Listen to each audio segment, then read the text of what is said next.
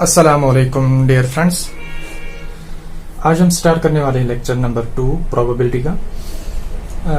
पिछले लेक्चर में मैंने जो हम टॉपिक्स डिस्कस कर रहे थे वो थे कुछ टर्म्स हम डिस्कस कर रहे थे जो प्रोबेबिलिटी के साथ रिलेट है, जिसमें हमने पहला टर्म पढ़ा था एक्सपेरिमेंट, सेकंड टर्म हमने पढ़ा था number of the possible outcomes, यानी total possible outcomes of a given experiment. अब जो थर्ड टर्म है जो रिलेट है प्रोबेबिलिटी के साथ वो है simple space, very important term. अब हमें देखना है कि ये सिंपल स्पेस होता क्या है। ठीक है, जो ये सिंपल स्पेस होता है ये एक सेट होता है, सेट ऑफ पॉसिबल आउटकम्स जो होता है, जो हमने पॉसिबल आउटकम्स पढ़ा, यानी जितने पॉसिबल आउटकम्स होंगे एक रैंडम एक्सपेरिमेंट के, जितने नंबर ऑफ पॉसिबल आउटकम्स होंगे उनको हम रिप्रेजेंट कर रहे हैं एक सेट से। ठीक है, अब पता है आपको, सेट में मैंने डिस्कस किया था कि सेट की दो रिप्रेजेंटेशन होती हैं, सेट बिल्डर फॉर्म और रोस्टर फॉर्म। बेसिकली जो हम सिंपल स्पेस रिप्रेजेंट कर रहे हैं, ये सिंपल स्पेस हम रिप्रेजेंट कर रहे हैं रोस्टर फॉर्म से। ठीक है, अभी मैं दिखाऊंगा आपको कैसे रिप्रेजेंट करते हैं।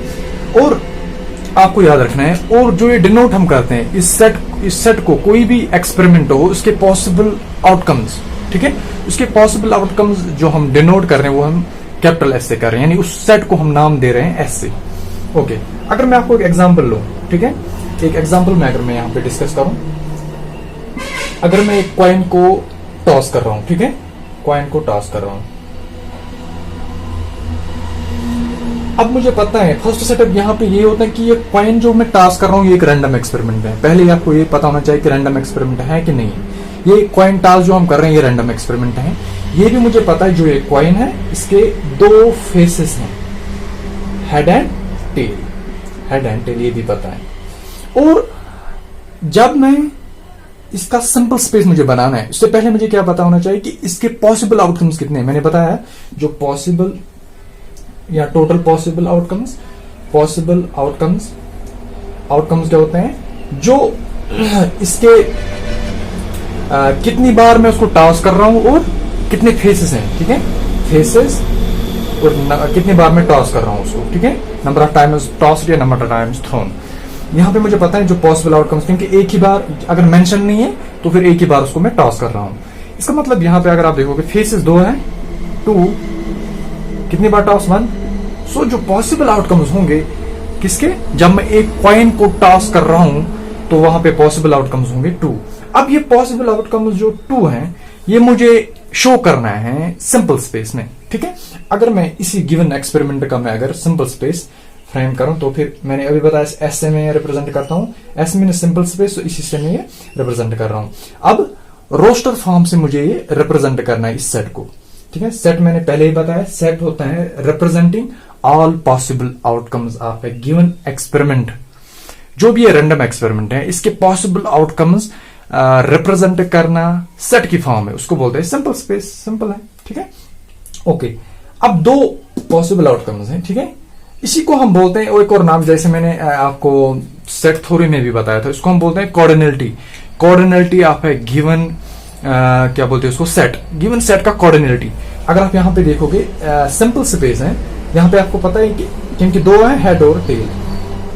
यहां पे भी आप देखोगे number of element in a given set S is equal to 2, यही है, पॉसिबल आउटकम्स भी यही है, कोऑर्डिनेलिटी भी यही है। यहां पे अगर आप एन ऑफ एस लिखोगे, N of S is equal to 2, यही पॉसिबल आउटकम्स भी है, यही कोऑर्डिनेलिटी है इस सेट की। ठीक है, ओके।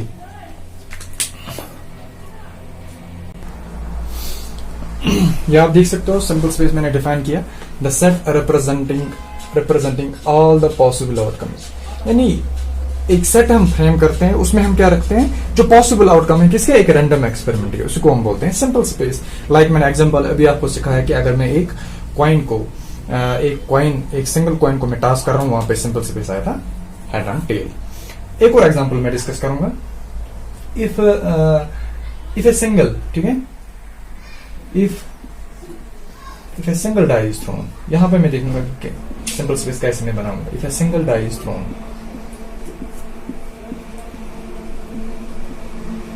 यहाँ पे देखो, यहाँ पे जो एक्सपेरिमेंट है वो डाई से रिलेट है। एक सिंगल डाई, आपको पता है जो डाई होती है उसके 6 फेसेस होते हैं, ठीक है, और मैं सिंगल टाइम उसको थ्रो कर रहा हूं, ठीक है।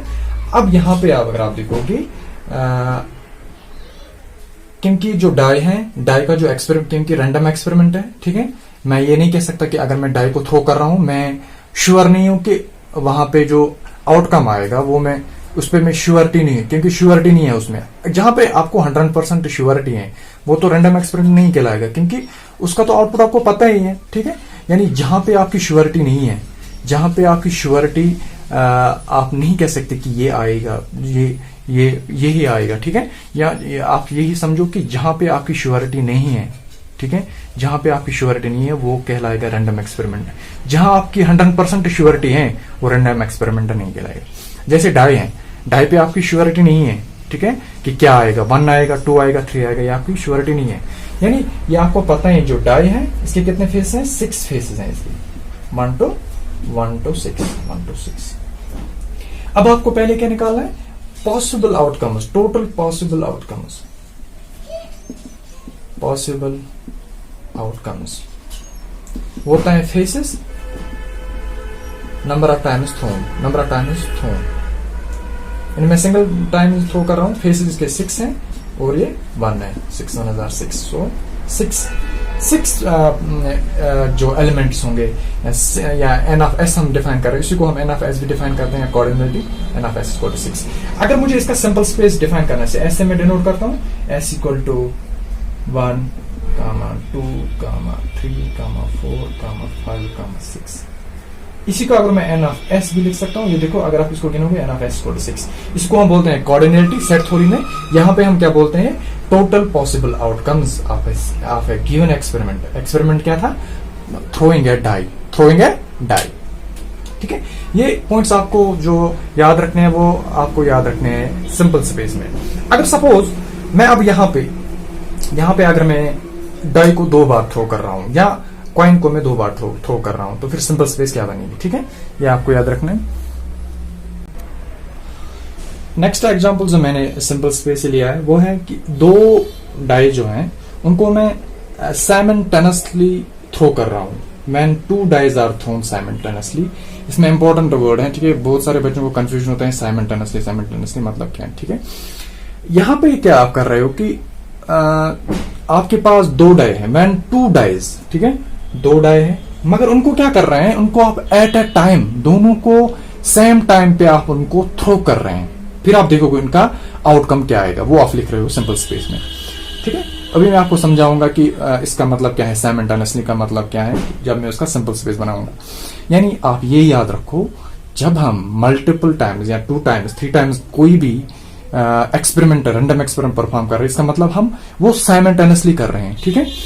यहां पे अगर आप देखोगे, अगर मैं 2 डाइस को साइमल्टेनियसली थ्रो कर रहा हूं, इसका मतलब डाई मुझे पता है, डाई रैंडम एक्सपेरिमेंट है और इसके कितने फेसेस हैं, 6 फेसेस। अगर मुझे इसका निकालना है कि पॉसिबल आउटकम्स कितने होंगे, टोटल पॉसिबल आउटकम्स, ठीक है, कितने होंगे, पॉसिबल आउटकम्स होंगे फेसेस, कितने फेसेस है इसके, और कितनी बार मैं उसको थ्रो कर रहा हूं, ठीक है, कितनी बार थ्रो कर रहा हूं। यहां पे आप देखोगे कि मेरा जो डाई है इसके 6 फेसेस हैं और कितनी बार थ्रो कर रहा हूं, 2 टाइम्स। गो, इसका मतलब 6 स्क्वायर इज इक्वल टू 36। सो इसका मतलब टोटल नंबर ऑफ एलिमेंट्स कितने होंगे, 36।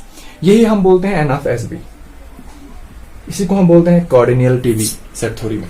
सो यहां पे अब मुझे यहां पे बनाना है कि मुझे अब दिखाना है कि ये 36 एलिमेंट मुझे सेट में दिखाना है। ये देखो, अगर मैं सेट एस से डिनोट कर रहा हूं, ठीक है, रोस्टर फॉर्म से, अब मुझे दिखाना है कि 36 एलिमेंट्स, 36 पॉसिबिलिटीज क्या क्या होंगी, ठीक है। मैं लिखूंगा, मैं समझाऊंगा आपको 1, 1, 1, 2, 1, 3, 1, 4, 1, 5 और 1, 6, ठीक है। यहां पे अगर आप देखोगे 1, 1, 1, 2, 1, 3, 1, 4, 1, 5, 1, 6, इसका मतलब यहां पे है जो ये पॉसिबिलिटी है कि जब आप 2 डाई को साइमल्टेनियसली टास्क करो, उसका मतलब जो फर्स्ट डाई थी, सपोज 2 डाइज थी, मैं एक डाई को नाम दे रहा हूं 1A, दूसरी डाई को नाम दे रहा हूं B। जो डाई A है उसका आउटकम आया 1, जो डाई B है उसका भी आउटकम 1 आया। सपोज ये है, जो डाई A है उसका आउटकम 1 आया, जो डाई B है उसका आउटकम 4 आया। 1,7 अगर मैं लिखूं, क्या वो पॉसिबल आउटकम है? नहीं, क्योंकि 1 तो सपोज डाई A का 1 आया, डाई B का 7, तो वो तो पॉसिबल ही नहीं है, क्योंकि 7 आउटकम ही नहीं है डाई का। सो यहाँ पे आपको वो कॉम्बिनेशन लिखनी है, क्योंकि यहाँ पे ये फर्स्ट नंबर जो इसमें ब्रैकेट में जो 1,1 दिख रहे हो, जो ये 1 है ये रिलेट है डाई A का आउटकम, जो ये 1 है ये रिलेट है डाई B का आउटकम। इसीलिए आपको यहाँ पे दोनों ये नहीं कि 1-1 या आप डिफरेंट टाइम पे आप डाई को थ्रो कर रहे हो, नहीं, सेम टाइम पे आप डाई को थ्रो कर रहे हो।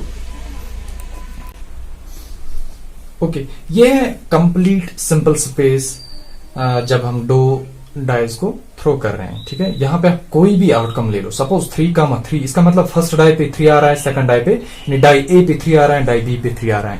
3,4 ले लो, डाई A पे 3 आ रहा है, डाई B पे भी डाई B पे 4 आ रहा है। ठीक है, ये चीज आपको याद रखनी है। ठीक है, अब इसमें आपको याद रखना है जो 1,1, 2,2, ये क्वेश्चन में डायरेक्टली पूछते हैं 1,1, 2,2, 3,3, 4,4, 5,5, 6,6, उनको हम बोलते हैं डबलेट्स।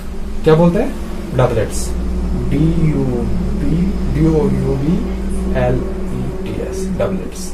डबलेट्स क्या है इसमें? 1,1। इनकी प्रॉपर्टी कभी कभार पूछते हैं जब हम 2 डाइस को थ्रो कर रहे हैं simultaneously, what is the property of the doublets? In doublets की प्रॉपर्टी क्या है? ठीक है, कितने हैं? 1,1, 2,2, 3,3, 4,5, 5,6, इसका मतलब 6 डबलेट्स हैं। ठीक है, कौन कौन है? 1,1, 2,2, 3,3। यानी डबलेट्स मतलब जो आउटकम आएगा जब मैं दो डाइज को साइमल्टेनियसली थ्रो कर रहा हूं, वहां पे जो आउटकम आएगा दोनों डाइज पे सेम रिजल्ट आएगा, सेम आउटपुट आएगा। ठीक है, ये चीज आपको याद रखना है इसमें। ओके, अगर हम सपोज इसके बाद एक और एग्जांपल, सपोज दो कॉइन्स को अगर हम टॉस कर रहे हैं साइमल्टेनियसली, अब ये एग्जांपल हम देखेंगे। ओके, अब हम यहाँ पे क्या कर रहे हैं? दो कॉइन्स को हम टॉस कर रहे हैं साइमल्टेनियसली। ठीक है, 2 कॉइन्स को हम टॉस कर रहे हैं, means tossing a coin is a random experiment. If this is a random experiment then possible outcomes are defined. So कितने पॉसिबल आउटकम्स होंगे ये हमें देखना है। क्योंकि कॉइन आपको पता है, कॉइन एक रैंडम एक्सपेरिमेंट जिसके फेसेस 2 हैं, फेसेस इसके कितने हैं? 2 हैं, और जो इसका पॉसिबल आउटकम्स होगा, पॉसिबल आउटकम्स जो इसके होंगे फेसेस कितने बार टॉस कर रहे हैं? 2 बार। व्हेन 2 कॉइन्स आर टॉस्ड, यानी हम क्या कर रहे हैं? 2 कॉइन्स को, इसका मतलब 2 टॉस कर रहे हैं ना, इसका मतलब कितनी बार टॉस कर रहे हैं? 2 बार टॉस कर रहे हैं। व्हेन 2 कॉइन्स, इसका मतलब यहां पे देखो नंबर ऑफ टाइम्स थ्रोन, वो मतलब नहीं है कि आप डिफरेंट टाइम्स पे आप टॉस कर रहे हो सेम टाइम में। ठीक है, व्हेन 2 कॉइन्स या व्हेन 2 डाइस, इसका मतलब सेम टाइम पे साइमल्टेनियसली आप टॉस कर रहे हो।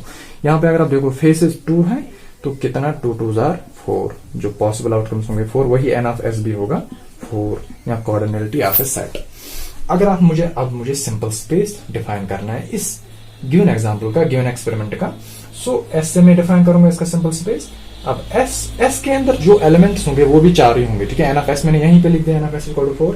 अब वो क्या क्या होंगे? ठीक है, दो कॉइन्स को मैं टॉस करूं, सपोज मेरे पास 2 कॉइन्स हैं, कॉइन A कॉइन B।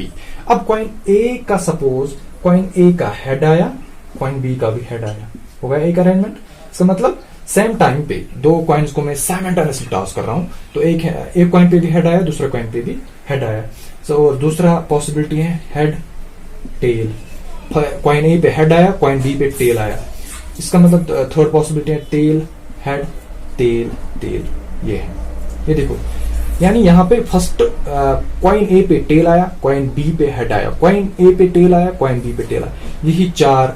यानी यहाँ पे अगर आप देखोगे ना, यहाँ पे अगर आप देखोगे ये सेट एक फाइनाइट सेट है, यानी इसके एलिमेंट्स बॉन्ड है इसी रेंज में।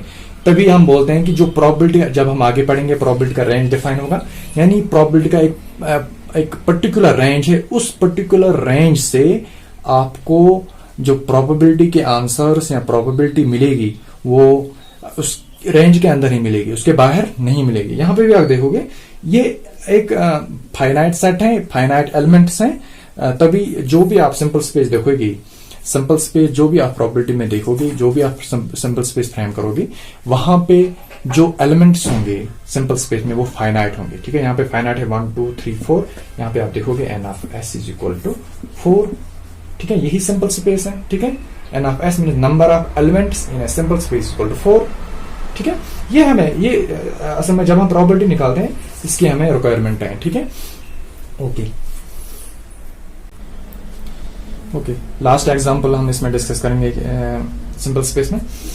अगर मेरे पास अब तीन कॉइन्स को मैं साइमल्टेनियसली टास्क कर रहा हूँ, इसका मतलब तीन कॉइन्स को मैं टास्क कर रहा हूँ। ठीक है, कॉइन इसका मतलब तीन कॉइन्स मेरे पास प्रेजेंट है, मगर मैं क्या कर रहा हूँ, इन तीन कॉइन्स को मैं साइमल्टेनियसली टॉस कर रहा हूँ। कॉइन्स आपको पता है एक रैंडम एक्सपेरिमेंट है, रैंडम एक्सपेरिमेंट आपको पॉसिबल आउटकम्स डिफाइन है। ठीक है, पॉसिबल आउटकम्स क्योंकि इसके दो फेसेस हैं। ठीक है, अब अगर आप देखोगे कि पॉसिबल आउटकम्स कितने होंगे, पॉसिबल आउटकम्स, ठीक है, आउटकम्स कितने होंगे, फेसेस कितनी बात हो कर रहे हो। ठीक है, नंबर ऑफ टाइम्स टॉस्ड। ठीक है, अगर तीन कॉइन से मैं तीन बार उसको तीन टॉस कर रहा हूं उसको, तो मतलब दो फेसेस और 2 की पावर 3 मीन्स एक पॉसिबल आउटकम, उसी को हम बोलते हैं कोऑर्डिनेलिटी या n of s, number of elements in a simple space भी 8 ही होगा। अब यहाँ पे आप सिंपल स्पेस जब फ्रेम करोगे उसको मैं s से डिनोट करता हूँ। ठीक है, किस सेट से, रोस्टर फॉर्म से। ठीक है, ये रोस्टर फॉर्म है। आप अगर आप इसको कुछ कंफ्यूजन लग रहा है इसमें, आपको पहले सेट थ्योरी के लेक्चर्स देखो आप। ठीक है, जो अवेलेबल है प्लेलिस्ट में। यहाँ पे अगर आप देखोगे 2 फेसेस हैं। ठीक है, यहाँ पे आप देखोगे कि n ऑफ s 8 है। अब वो एलिमेंट्स क्या होंगे, ठीक है, क्योंकि मैं 3 कॉइन्स यहाँ पे टॉस कर रहा हूँ साइमल्टेनियसली।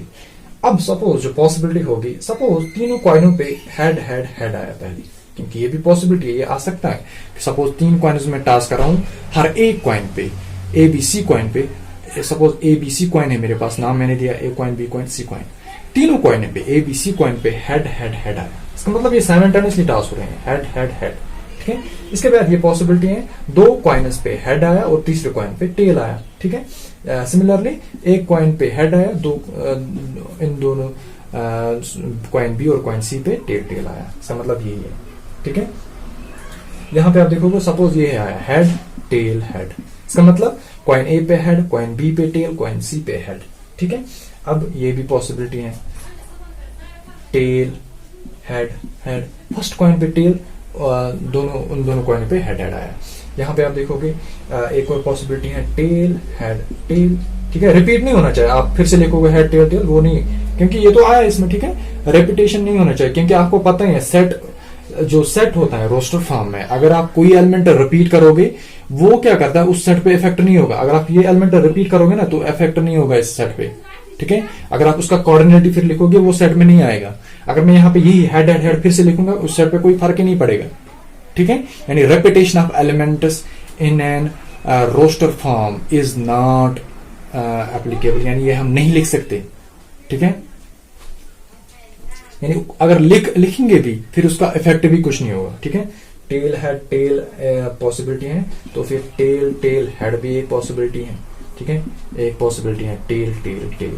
ये देखो कितने आए, 1 2 3 4 5 6 7 8। सो n ऑफ s यहाँ पे 8 है।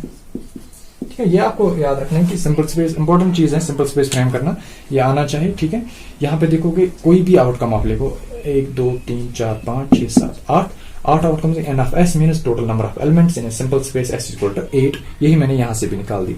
ठीक है, अब यहाँ पे देखोगे कोई भी आउटकम लिखो हेड टेल, इसका मतलब फर्स्ट कॉइन पे हेड, सेकंड कॉइन पे हेड, थर्ड कॉइन पे टेल साइमल्टेनियसली। ठीक है, यही आप याद रखो। सपोज आपके हाथ में 3 कॉइन्स हैं, आप उनको साइमल्टेनियसली टास्क कर रहे हो, फिर आप उसका आउटकम देख रहे हो, वो लिख रहे हो। ठीक है, यही पॉसिबिलिटी होगी, इसके बाहर नहीं होगा आउटकम्स। ठीक है, अगर आप 3 कॉइन्स को टास्क कर रहे हो, इसको हम बोलते हैं, इसका रेंज जो है वो लिमिटेड है, वो यानी उसका लिमिटेड है, वो यानी वो लिमिट से बाहर नहीं है, ये लिमिटेड है, तभी इसका फाइनाइट सेट आ रहा है। ठीक है, यहाँ पे अगर आप रेपिटेशन करोगे किसी एलिमेंट का, उसके इस पे इफेक्ट नहीं होगा, वो यहाँ पे हम काउंट नहीं करेंगे n ऑफ s में। ठीक है, क्योंकि उसका इफेक्ट नहीं होता है सेट पे। ओके, नेक्स्ट लेक्चर में हम स्टार्ट करेंगे कि इवेंट्स और क्लासिफिकेशन ऑफ इवेंट्स। ठीक है, फिर हम आगे देखेंगे, क्वेश्चंस भी सॉल्व करेंगे। ठीक है, ओके, हम मिलते हैं नेक्स्ट लेक्चर में। खुदा हाफिज।